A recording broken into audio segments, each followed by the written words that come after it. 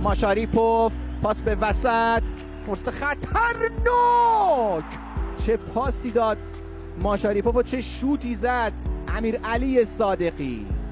محمد نادری فرصت در ارسال رو دروازه امیرحسین زاده. چه سری چه گلی، چه گل تماشایی. مهرداد قنبری پشت محوطه جریمه میاد سمت مقابل، ضربه دیدنی قنبرپور و گل.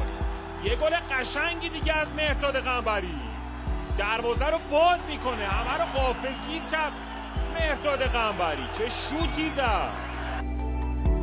حرکت بازیکنان استقلال خصوصا یه ضربه از راه دور توی دروازه محمود مطلق زاده برای سلیمانی یا بازیکن رو جا میذاره، میتونه شوت بزنه. چه گلی زد محمد رضا سلیمانی. پشت محوطه جریمه، فرصت برای آلومینیوم اراد. چه گلی، یه ضربه استثنایی زده شد. چقدر قشنگ زد کاظمیان.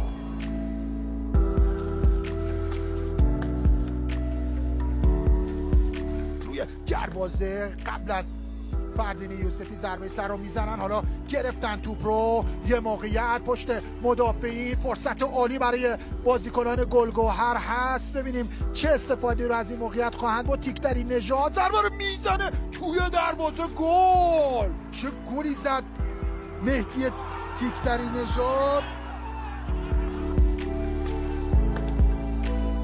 میفرسته برای رضا جعفری تو محوطه، یکی دو تا جا میزنه و گل برای ملوان توی دروازه.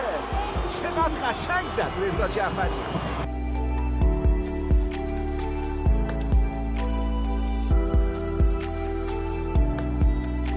لطیفی، حرکت آذرباد، یه حرکت خوب. تبریزی صاحب توپه، تبریزی یک پاس، یک گل و توی دروازه. یه حرکت تیمی خوب مرتضی تبریزی.